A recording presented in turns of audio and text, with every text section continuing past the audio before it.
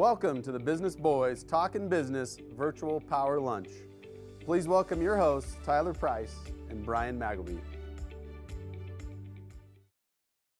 Hey! The Business Boys are back together. Yeah, you're off messing around for a couple of weeks. Yeah, the board meeting. That's what you call messing around. But hey, we got some beautiful blue sky behind us. That looks like Are we ever going to have spring? I'm a little, I know where I live. I know, but we're May. Come on. Gosh, dang, snowing on the way to work yesterday, coming in. It was blue sky, and it was snowing. Yeah, it's time to give it up.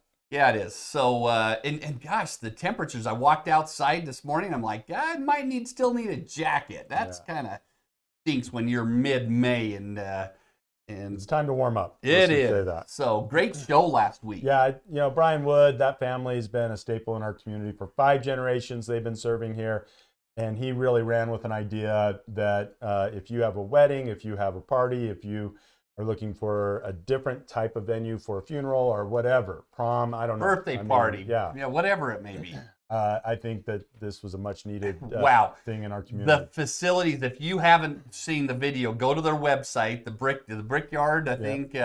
Anyway, they have a 6-minute video on there that we showed half of it last week, but or you did that last week, but it's a 6-minute video that tells you all about, shows you restoration hardware furniture. That's when you know it's a beautiful facility, when they've got restoration hardware furniture there. So, well, and today maybe we'll mention that, and then we'll go to our sponsors. Yeah. But we got Shannon. This is a smart person. I'm just gonna say I knew who she was, but I met her a couple weeks back, and the more you listen to her talk, the more you realize, hey, you know what? There has been a big trend that has started off of people doing Airbnbs, VRBOs, and we're going to talk all about them. Is it a smart investment?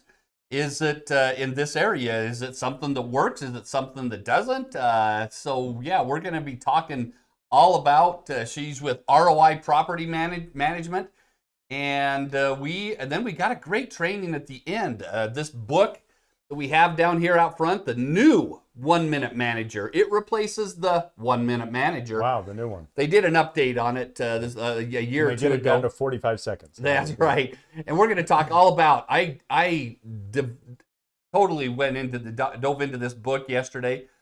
I've already trained my staff on what I took away from it. Great. So absolutely, there's some great takeaways, and we're going to talk about that at the very ending of the show. But let's hit our sponsors. This may be an old record because we've had the same sponsors, but we couldn't have better sponsors. Yeah, BBSI again, if you're looking for a company to help with payroll, to help with staffing, to go through your business plan, to help create a culture, there's just so many services that BBSI has to offer.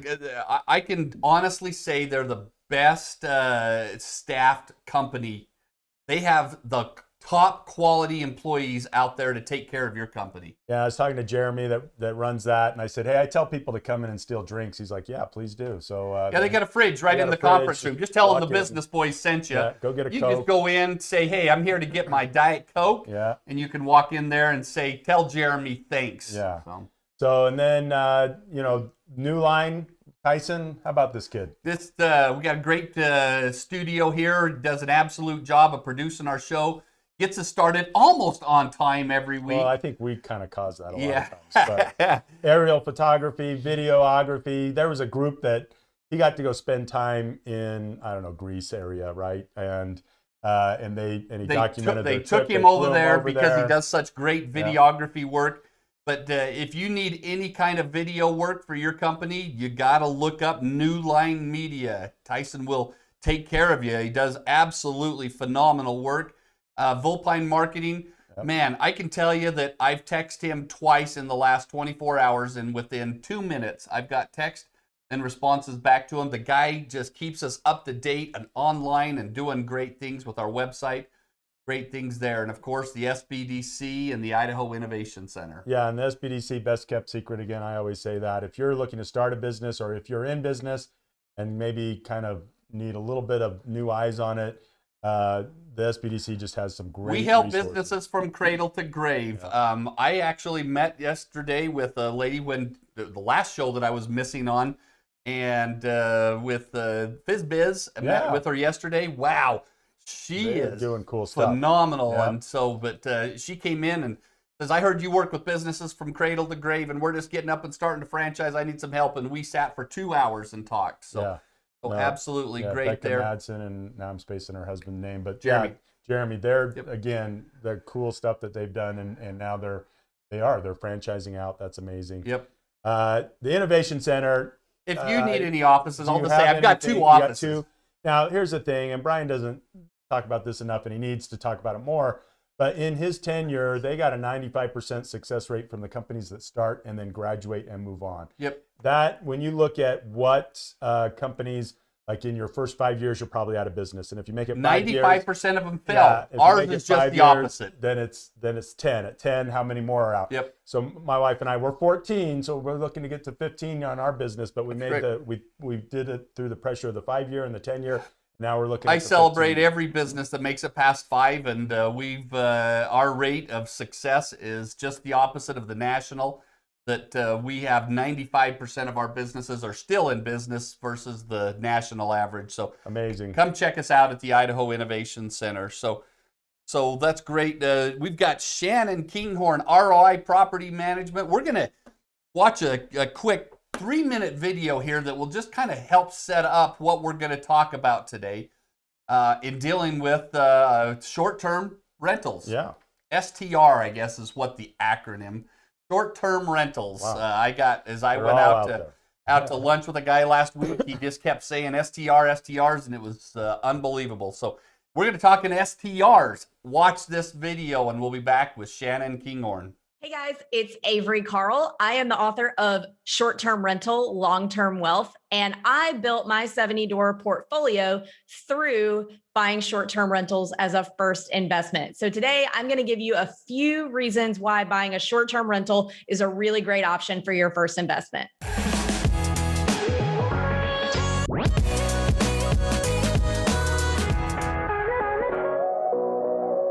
One of the main reasons that short-term rentals are really great for a first investment is that they're very easy to finance. They're very conventionally financeable. You don't have to get a commercial loan. You don't have to get hard money. You don't have to worry about any of that stuff. You can just get a conventional loan for as little as 10% down, depending on a few items that you want to chat through with your loan officer. 30-year fixed rate mortgage, you really can't beat it. Another really great reason to invest in short-term rentals first is because they have a really high cash flow and cash on cash return. Short-term rentals can make as much as 5 to 10 times more than a comparable long-term rental. They can be a really good place to start strategically for building your portfolio because you can build more cash flow and more money in the bank faster than if you start with traditional long-term, so that you can then go scale your portfolio much more quickly than if you started with a traditional long-term investment. A third great reason to start with short-term rentals is that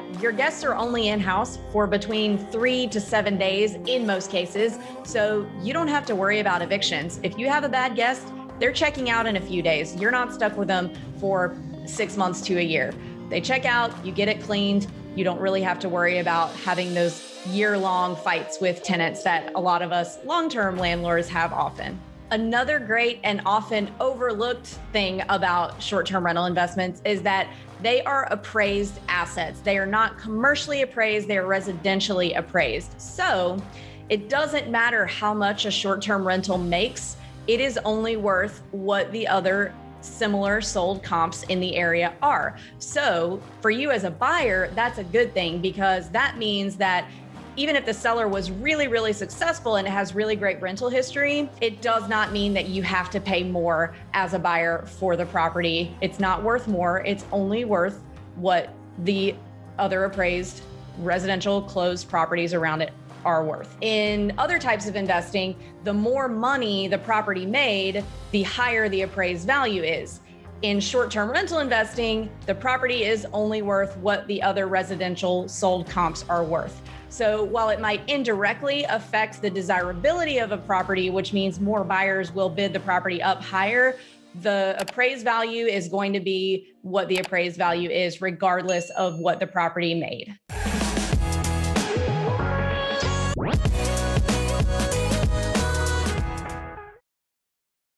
Well, there you go. That's right. That sets us up pretty good there. Yeah. So. That does. So Shannon is crushing it in well, you do it from two angles though, right? You have your own properties, then you manage other people's properties. Why did you decide to do both? Well, of course, if I see people making money doing it, I want to be able to do that as well. So as far as, I actually have three angles. Yeah. So I do rental arbitrage, which is where I rent a property from an owner and rent it out. And then I also will manage them or own them as well. Yeah. So I have all three of those options. And how did you, it's not that you came up with it because it's been there for a minute, but we've seen pretty significant changes in what this vacation rental or short-term rental deal has become. But how did you get started in it? So one of my good friends and I were talking about the possibility of owning properties all over the world and what that would look like for us and how to do it. And being a real estate broker as well, I stumble on properties occasionally. And I had a good friend of mine, also a client, that was looking to move out of her townhome into something a little bit more more simple. Yeah, just a home. She didn't want to be in a townhouse on First Street anymore. And so I got a hold of her and said, hey, I know you're looking for a property management company. Why don't you let me manage it? Yeah. I will pay you rent every single month, no matter if I make money or not. Right. Guaranteed first of the month you will have a check, and I'll always be fair with you. And I have actually raised my rent on myself multiple times since 2017 so that I could make it worth it for her. Right.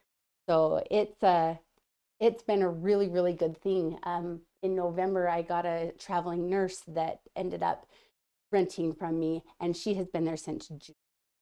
I'm sorry, all the way till June. Okay. At $135 a night. Wow.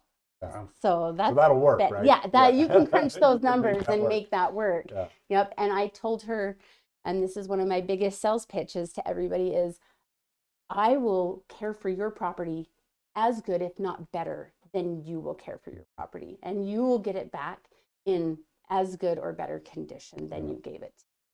Well, the Airbnb, VRBO, whatever company, I mean, these have just taken off in the last 4 or 5 years. So, so I mean, you hear this has facilitated a great way for families to go and they can go to another home. I talked to a friend of mine that went down to Moab. He had a 5-bedroom house. He took all of his kids, married and not. They had a pool out back, and they never had to go do anything. And it was all right there. And and you can get these all over the country. So talk about the portfolio of places you have here in Eastern Idaho. So I have places from a small studio apartment on Hit Road all the way to a large 5,000 square foot cabin in Rigby. Wow. And people host their family reunions there. It can easily sleep 21 people in beds, plus they bring their cots and their air mattresses, and they're able to really enjoy that time together. They can float the dry bed right from there, and they love it. And then I have everything in between: 3 bedrooms, 2 baths, and 5 bedroom, 6 bedroom, just simple homes with everything that a family needs to have a vacation, to mourn the loss of a loved one because they're here for a funeral, graduations, birthdays, whatever it is. And sometimes grandma's house doesn't accommodate them. Yeah. And so grandma will rent it, and then they all just show up together and enjoy the time. And so one of the things that I think that sets ROI property management apart from others is that a lot of people will get stressed when they decide to turn their property into a VRBO or Airbnb,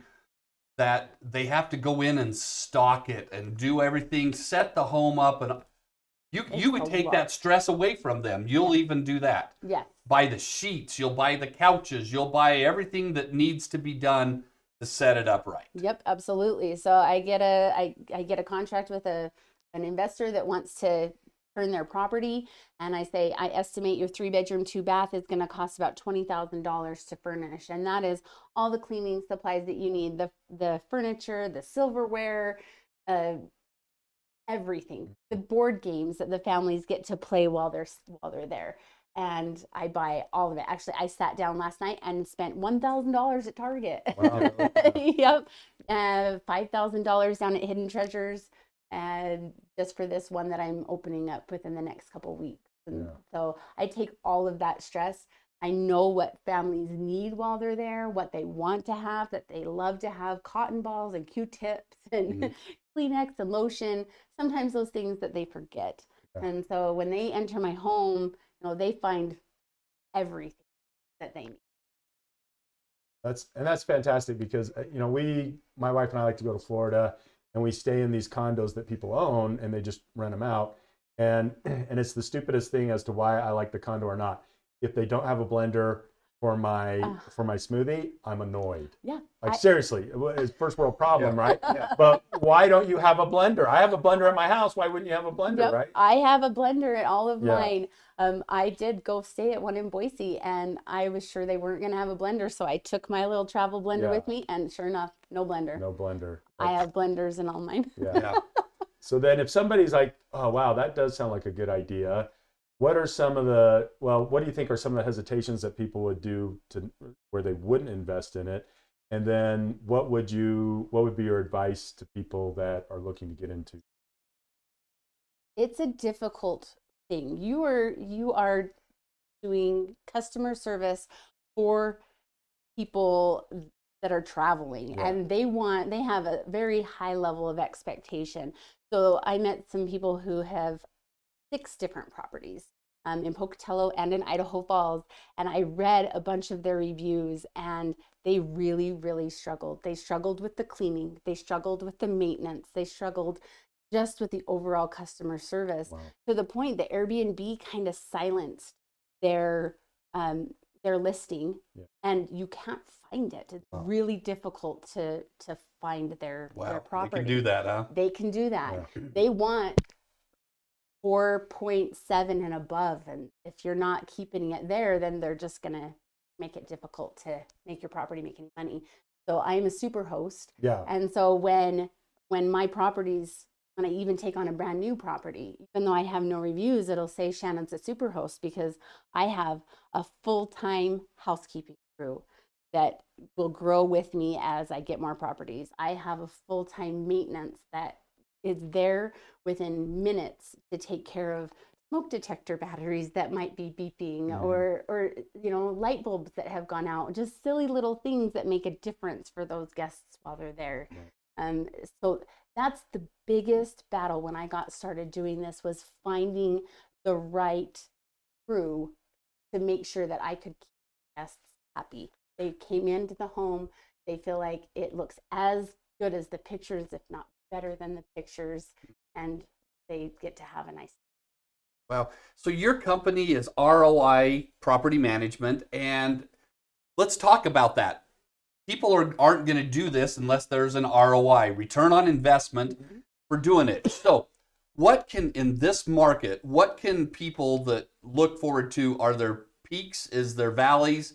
What kind of return can people get with doing short-term rentals here? Almost always it's going to be better than what they could get in the traditional rental market, but a lot of that depends on the property itself. So if a homeowner furnishes their property, say, with things from DI, which DI is great. Yes. They have a great service, and they offer some great things for people, but it's not the luxury feel that somebody wants to feel when they get into their vacation. And so places like that don't see the return that I'd like them to see, just because it's not. They're not wowed. They're not wowed. Exactly.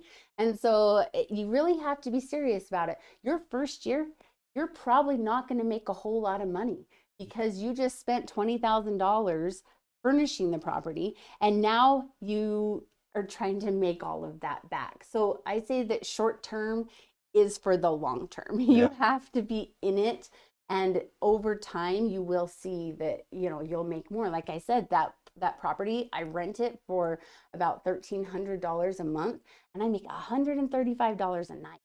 So, that's about $2,000 a month in my pocket. Yeah. So, much better than a long-term.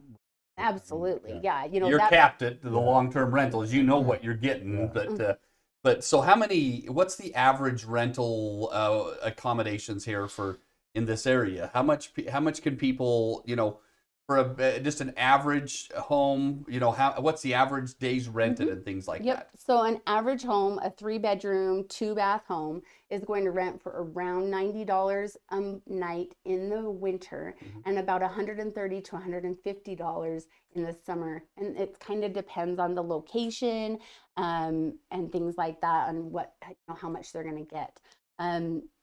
So, and then they can also see on average 21 nights a month. So in the summer, you're going to be right at 30. In the winter, you're going to be 10, 15. Yep, exactly. So it's going to balance itself out. It does. It balances itself out for sure. Peak time here is going to be Memorial Day to Labor Day. That is our biggest time. You can get into some of the luxury homes. They will range from $50 to $500 a night, and you can get that in the summer with those family reunions and at Christmas time as well. But yeah, the two best investments are the smaller ones, so the studio types or the 1-bedrooms, and the 3-bedroom, 2-bath are the ones that I see getting the most, performing the best. Yeah. So we have seen recently in Idaho Falls on City Council them saying, hey, there's this ADU, additional dwelling unit, that they want people to start, or allowing people to really, and you kind of pointed out, well, you could always do it, right? But now they're kind of trying to loosen that up and say, hey, go ahead and let's do this because it'll help to lessen some of the stress in housing in the area. So someone that's trying to get into that, is that something that you would recommend, that maybe they look at building a property on their property? Absolutely. One of my newest ones is a home with a mother-in-law unit downstairs. Yeah. And I posted that on a Wednesday, and the very first Friday I had it booked for a week, and then I had 2 days vacant, and I got it booked for 6 weeks straight at $65 a night. And man, that thing is raking in the dough. Yeah. Wow. This is a great investment. We've had one of the hosts that's co-hosted the show when one of us has been gone, Dustin. Yeah. And he has. I went to lunch with him last week and found out that his newest property is in Nashville, which is I'd love to make that a second home for me. And but he's got one there. He's got a couple in Florida. He's got a couple in Hawaii. Island Park. He's got 3 in Island Park, and he's bringing on another one in West Yellowstone, and then he's got some more, I think, in this area too. But I mean, it is such great. I mean, we all know that with what property values are right now, that it's an investment that 99% chance you're gonna lose money on it. But he's every single one of these houses, he's doing this. Yeah. No, and what do you see? Because and it's worked for him quite nicely, right? But for people, Dustin also comes from some background in real estate savviness. So for someone that's saying, oh, I want to invest some money, but maybe not so savvy, how would they get in contact with you to at least have a conversation? Because I think if they're looking to get into this, that they should be talking to someone that understands Is that fair to say? Yeah, absolutely. Yeah. You want to make sure you're doing it right. The worst thing that can happen is getting those bad reviews right in the very beginning, and it just puts you under. That family that I was just talking about, that's what's happened to them. And so now we're pausing all of their units. We're going to refurnish them. We're going to repaint them, put in some new carpeting, look at all of the reviews and make sure we're going through that.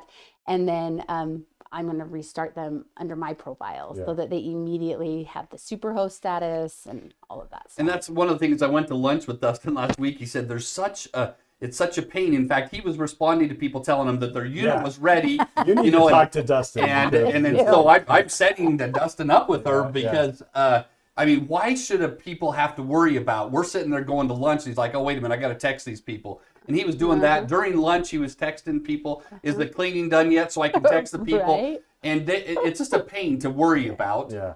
And absolutely he commented, but you handle all that. I handle all that. So I have somebody that is a mini me. Yeah. And I have trained her. She actually came trained very well in customer service, and so she will answer messages for me. If she has questions on what needs to be said, then I'll let her know, yeah, this is how you need to answer that. But she makes sure that we keep our response time, down to 5 minutes, so that, we're getting the bookings and we're responding, and we get 5 stars on all of our communication.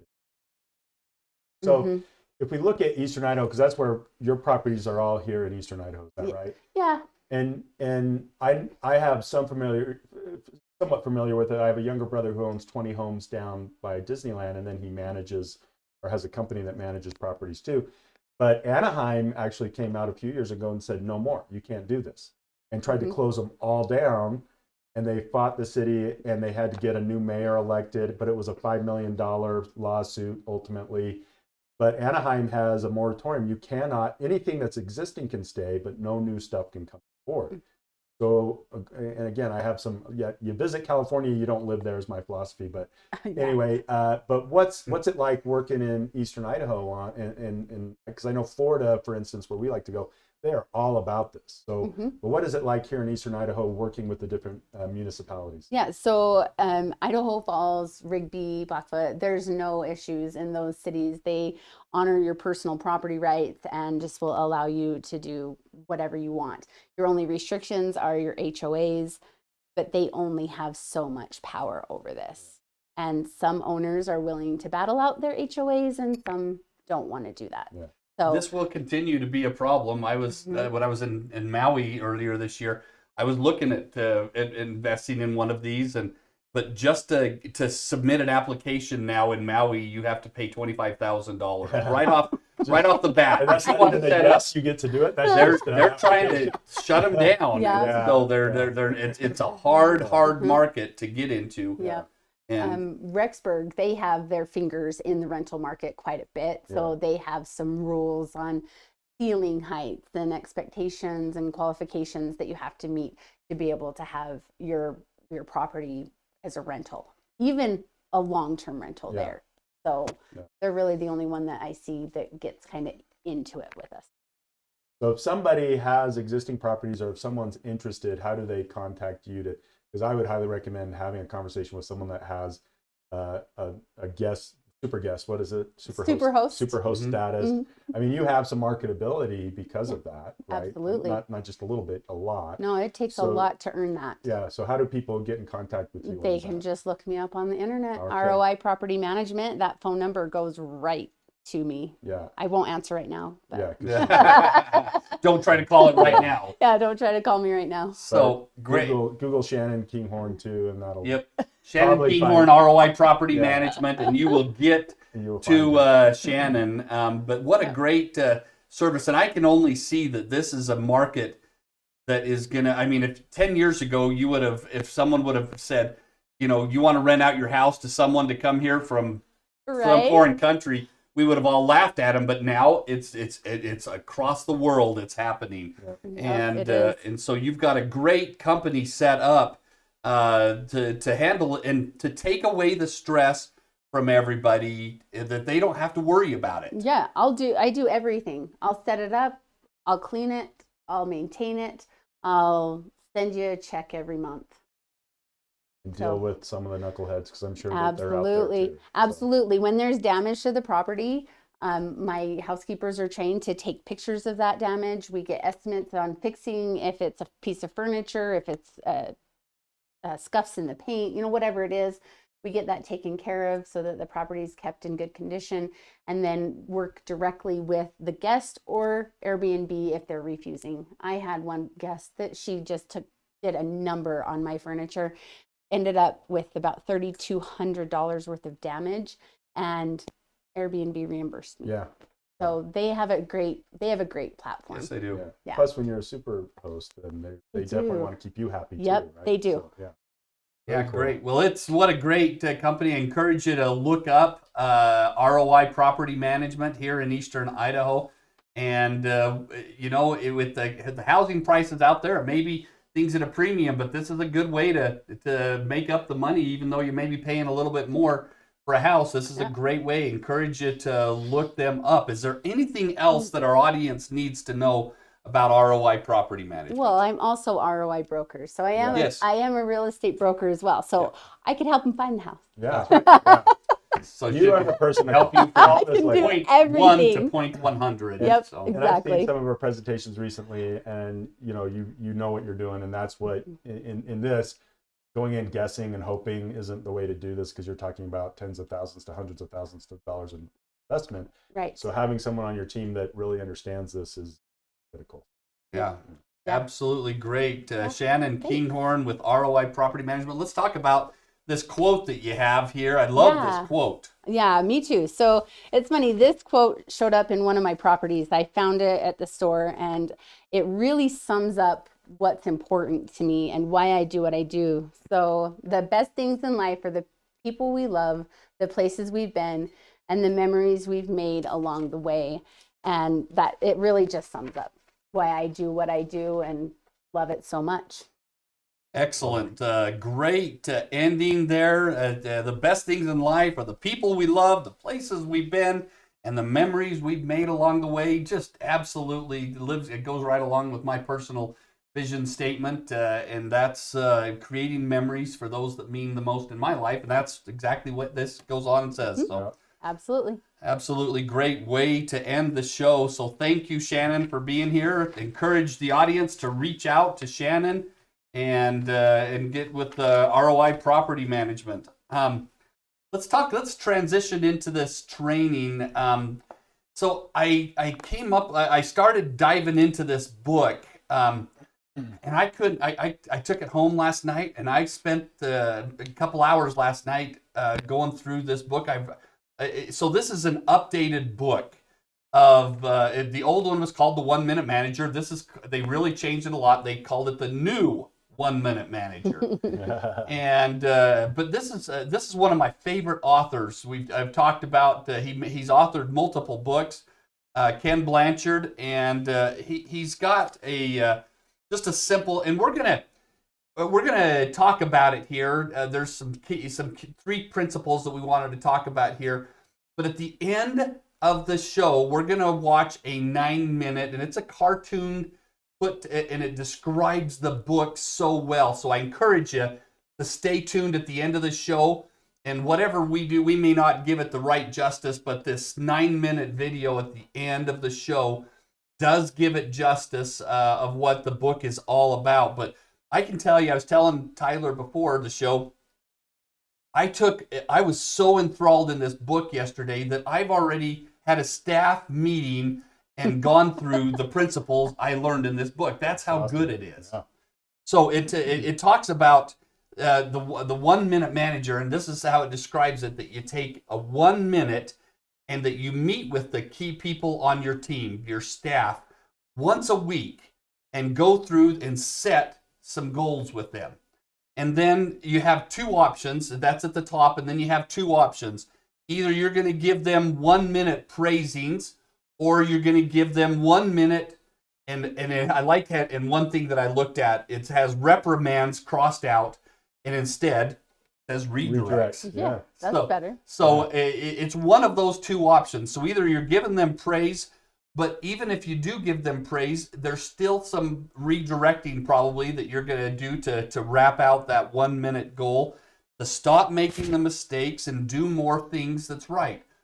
I sat down with my staff an hour ago and said, here's the new way we're doing things. And every week you come to me with 3 different goals, and we're going to make it so that you're going to accomplish 2 of those new goals this week. I want people to think outside the box. And that's the key thing that it's so crucial to be on the same page with all of your employees. Yeah. Boy, and I actually just had a meeting too with the 2 that I work closely with, Burgundy and Amber, and we set goals specific to what we're doing. And in this one, we're going to be a little shy of our goal. And it wasn't like, why, there was no yelling or screaming. It's like, all right, we can make it up here, but let's keep our head down. Because if you focus on why you aren't accomplishing a goal, you got to redirect, but you're not focused on how to go accomplish. You're focused on, hey, we didn't do it, and versus, hey, let's go do it. Those are two different things. So. And I openly told my staff, I said, here's one of the bad things about my personality is that I'm a driver, I'm a red personality, and I don't give enough praises. Yeah. So I want to be able to have the opportunity to tell you good job each and every week. And that's something that they all kind of looked at me and like, yeah, that'd be nice to hear that from you. Yeah. So it was, they loved this, that we're going to set every staff meeting on Monday morning. They're going to come to me. It got delayed because they weren't there yesterday, but today it happened today. And so every staff meeting, they're going to come with 3 goals. And then during the week, I'm going to ask them how they're doing with their goals, and either give them that praise that I've been so bad at doing, or talk about what's some redirection that we can do. That's what this book is all about, and encourage you to look it up. And so we've got some gifts that we're going to give away. Yeah. So, by the way, we've got 2 gifts. Yeah, again, Brian, this is very appreciated. Brian Wood's gift from last week. Versus, I'm just looking at presentation versus Shannon Kinghorn's gift. This is the woman's gift. This is the man's gift. We love them both. We love them both. That's right. So we will set this. Oh, it's got an Idaho spud in there. Yeah. But, we got to give some kudos out there to Claudia Murdoch with Executive Gift Basket. By the way, she did 4 baskets for me for Mother's Day. I've got 4 mothers in my life, and they were just like this, and I was the hit for Mother's Day. She did a great job. So this has some lotions in here that are really awesome, some washcloths, and $30 to Abracadabras. What? Yeah, because that's my favorite. Oh, breakfast at Abracadabras. Yeah, we're supporting local here. Yeah. I appreciate that. I'm gonna win this one somehow. Yeah. I love that. Or just take the gifts. And by the way, the previous week before that, Claudia hooked me up with 4 for Administrative Professionals Day. Wow. Yeah. And so I've got 8 baskets from her. She does an absolutely phenomenal job. But let's come up with some questions. Oh, with Brian's, why don't you want to put my cell phone number up there? I hope that people are paying attention, but text me if you can just tell me. Let's ask a simple question with Brian's. What's his name of his place in Ammon? There you go. This is a 146-piece toolkit that, I'm going to use 3 of these pieces, but you have 146. I carry one like this in my truck every, and I use it all the time when I'm camping and stuff. This is a great tool set. Yeah. So what's the name of Brian Wood's business that was on the show last week? Not Wood Funeral Homes, by the way. It's not. Other business. It might be close to that, though. Yeah. And let's ask a question about Shannon. What's a good question? We'll have Shannon ask the question. Oh, geez, that's crazy. Let's talk. Brian's got it. Yes, we will. We're going to come up with this. What are the 2 names of the main companies that people use for short-term rentals throughout the world? Oh, there you go. So there's two acronyms of companies, and my phone's starting to light up. And text me. Did you put? There it is. The text number's there at the bottom of the screen. 208-520-9400. There's 2 companies that you use for STRs, short-term rentals. And whoever texts me that is going to get this $30 to Abracadabras. I love that place, and the gift baskets. Yeah. So thank you, Shannon, for bringing that. Yep. And let's talk about the show next week. Yeah, do that. Catherine Smith. Oh yeah. You don't know because you don't help me set them up. But we've got Catherine Smith with the Idaho Falls Downtown Development. Yeah. Interesting story. She left went to work for the site, and decided she couldn't leave the Idaho Falls Downtown Development Corporation. So she came back last month and is doing some phenomenal things with the Idaho Falls Downtown Development. And we've got her set. We've got the next 3 or 4 weeks set up with some great speakers.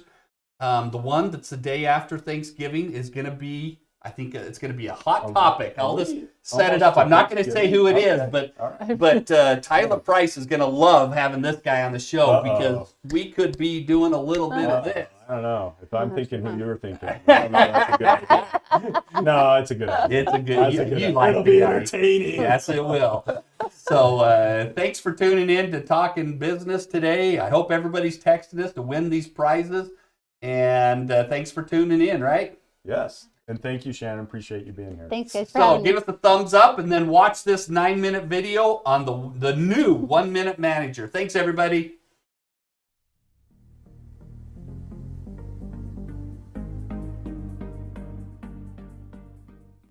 I heard you've just become a manager. Congrats. After you assign responsibilities to the people you're managing, what will you do next? You could micromanage your team and ensure they do a good job, but they'll probably hate you for it. Or you could be hands-off and let them work with minimal interference. But don't be surprised when you get back work that looks nothing like you expected. If you want high-quality work from your direct reports without micromanaging them, it's helpful to understand what authors Ken Blanchard and Spencer Johnson call the 3 secrets of the new 1 Minute Manager. Understanding and implementing these 3 quick habits will ensure you get great results and ensure that your people actually like working with you. Secret number 1, 1-minute goals. If you don't give your people a clear goal to aim at, you're essentially blindfolding them and telling them to shoot an arrow at a target they can't see. A good manager takes the blindfold off and points at a target, but a great manager takes the blindfold off and lets his or her people pick the target and then adjust their distance from the target, so it feels like a challenging and fun game. In other words, great managers don't tell their people what their goals should be. They help their people set their own goals with the 1-minute goal setting process. Here's what a weekly 1-minute goal setting session might look like. Now note that this will take longer than a minute to complete initially, but once your people get familiar with the process, they will do the work up front, so future goal setting sessions will take just 1 minute of your time. Start by asking, what are you hoping to complete this week? Don't be afraid to stretch yourself. As they think of the different things they could do this week, ask, of those goals, what one could have the largest impact? Remind them of the 80-20 rule. If you have 5 goals, what one goal, if completed, would help the team more than all the other goals combined? As they think out loud and choose their most important goal, ask, can you clarify what exactly you plan to accomplish? Get them to explain the goal in as much detail as possible, and then say, now that you've clarified your most important goal, type out your goal with the steps you plan to take to accomplish your goal. Keep it to less than a page. Then after you've written out your goal, email it to me so I can review it and approve it. By getting your direct reports to write out their goals and share them with you, you force them to clarify their goals and ensure that you and your direct reports are on the same page. And you avoid the situation where you thought they understood what they needed to do, but were mistaken when you get back work that looks nothing like you expected. After a direct report sends you his or her plan, tell them, now print out your goal and keep it in front of you. Then at the end of each day, take a minute to ask yourself, did my actions today get me closer to completing my goal? At this point, your direct report has created a game that will keep him or her engaged and focused. They have a clear target, a time limit, hit the goal by the end of the week, and regular feedback. Having a game makes work more enjoyable, but only if you can play the game. If a direct report lacks the skills required to do a task, it doesn't matter how clear the goal is, they're going to be disengaged. This is where the second secret of the new 1 Minute Manager comes in, 1-minute praisings. Suppose one of your direct reports needs to use a new software program to complete a task. You give her a self-guided tutorial and tell her to come to you if she has any questions. She doesn't return, so you assume that she's learning rapidly. But later you learn that she was stuck and frustrated, but didn't want to come to you with a stupid question, so she kept spinning her wheels. This is what you should have done. Ask your direct report to share her screen. Then watch her figure out the new software. If you sense that she's nervous, say, don't worry, I'm only watching to catch you doing something right. When you see her starting to understand a new command, turn up the emotion and say something like, nice, you figured out how to use command XYZ. This is going to help you, and then explain a few things she'll be able to do as a result of learning this command. Then pause and give her a chance to feel some pride. Then encourage her to keep learning and try another command. At this point, you've completed a 1-minute praising. First, you've specified what they did right and why it's important. Second, you've paused to let them feel good about it. As detailed in the book Tiny Habits by BJ Fogg, letting a feeling of pride wash over someone rapidly wires in a new behavior. And then third, encourage them to keep learning. These 1-minute praisings should be handed out early and often in a learning phase for any approximate success. Think of it like encouraging a child to walk. Initially, you praise them for standing up and taking a wobbly first step and then falling. You don't hold your praise until the child can sprint across the room like Usain Bolt. No, you praise anything that looks like progress. Praising early and often is the best way to accelerate learning and the fastest way to increase the confidence of your people. At the start of any new task, it's okay to watch your direct reports like a hawk as long as you're there to deliver 1-minute praisings. Then you must slowly back off the praisings and encourage your people to praise themselves each time they use what they've learned. Once you know a direct report knows how to do their job and hit their goal, but get lazy and miss their goal, it's time for a 1-minute redirect, the third secret of the new 1-minute manager. The authors in the book use the following sports analogy to illustrate the 1-minute redirect. It's the championship game, and a star basketball player is playing terribly. Unless he picks up his game, his team will lose. So the coach takes him off the court and tells the star player exactly what he's doing wrong. You're missing easy shots, you're not grabbing any rebounds, and you're loafing on defense. I'm angry at you because you don't look like you're even trying. Then the coach pauses for a long moment and says, "You're better than that. You need to sit on the bench until you're ready to play the way you're capable of playing." After what seemed like forever, the player stood up, went to the coach, and said, "I'm ready to go in, coach." "Okay, get back in there and show me what you can do," the coach said.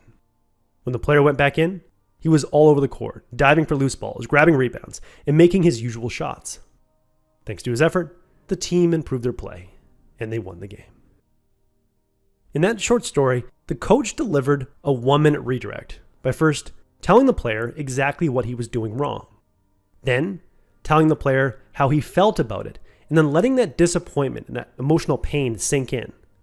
But then reminding the player he was better than his mistake. This 1-minute redirect sounds simple, but most managers fail to do it correctly. Most managers fail to catch mistakes quickly and point out exactly what someone's doing wrong. In many organizations, managers wait till the annual performance review to tell a direct report what they've done wrong and why they're getting a low rating. And some managers give critical feedback without personal reassurance.